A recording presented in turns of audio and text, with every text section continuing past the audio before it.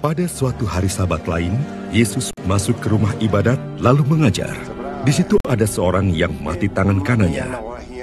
Ahli-ahli Taurat dan orang-orang Farisi mengamat-amati Yesus kalau ia menyembuhkan orang pada hari Sabat, supaya mereka dapat alasan untuk mempersalahkan dia.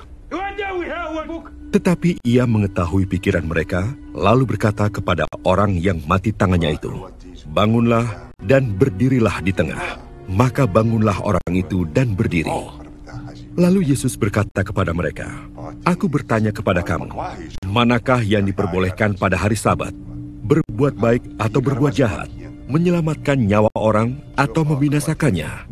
Sesudah itu, ia memandang keliling kepada mereka semua, lalu berkata kepada orang sakit itu, "Ulurkanlah tanganmu." Orang itu berbuat demikian, dan sembuhlah tangannya. Maka meluaplah amarah mereka. Lalu mereka berunding, apakah yang akan mereka lakukan terhadap Yesus?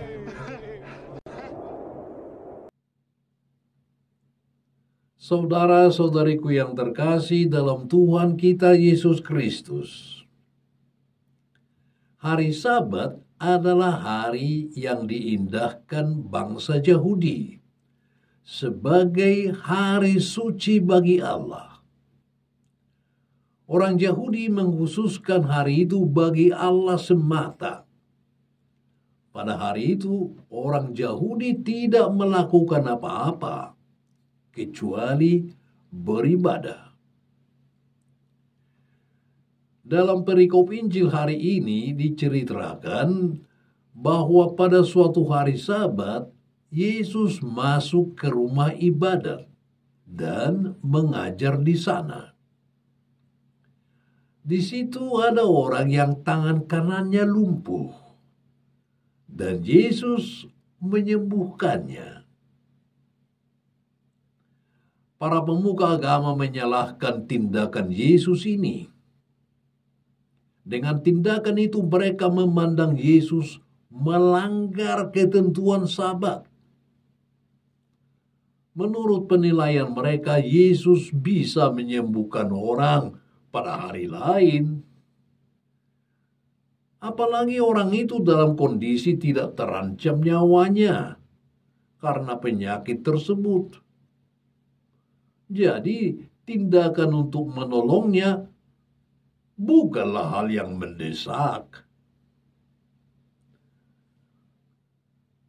Para pemuka Yahudi terpaku pada peraturan, sehingga melupakan makna Sabat yang sebenarnya. Apa tujuan sebenarnya dari Allah menurunkan ketentuan itu?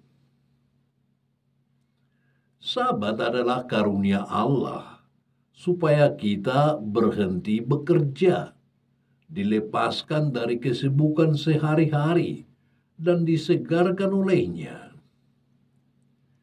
Namun, itu bukan berarti kita menganggur atau tidak boleh melakukan apapun. Akan tetapi, Sabat adalah waktu untuk melakukan agenda Tuhan, yaitu melakukan kebaikan bagi sesama. Saudara-saudari, dalam kisah Injil ini, pertanyaan Yesus sekaligus juga menjadi jawabannya. Dia katakan, manakah yang diperbolehkan pada hari Sabat? Berbuat baik atau berbuat jahat? Menyelamatkan nyawa orang atau membinasakannya?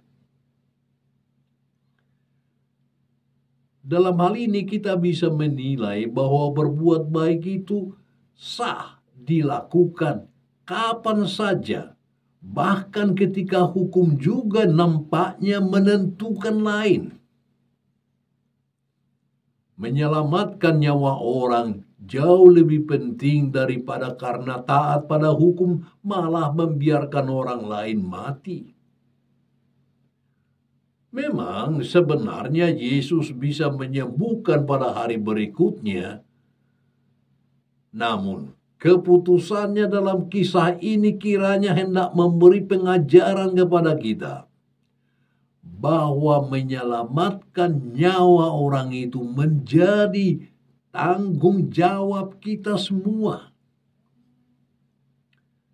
Tindakan itu tetap diambil meski harus berhadapan dengan hukum.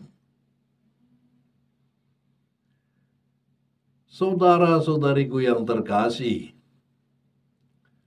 bagi kita dalam setiap kesempatan biasanya kita dihadapkan pada pilihan-pilihan tindakan yang mesti kita ambil.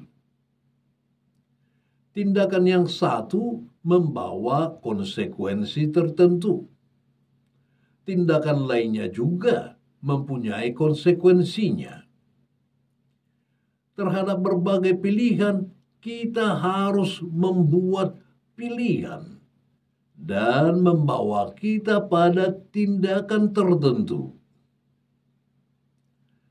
Kiranya apa yang menjadi alasan Yesus menyembuhkan orang yang mati tangannya juga bisa menjadi alasan setiap keputusan yang kita ambil. Menyelamatkan nyawa menjadi prioritas dalam setiap pilihan tindakan kita. God bless you.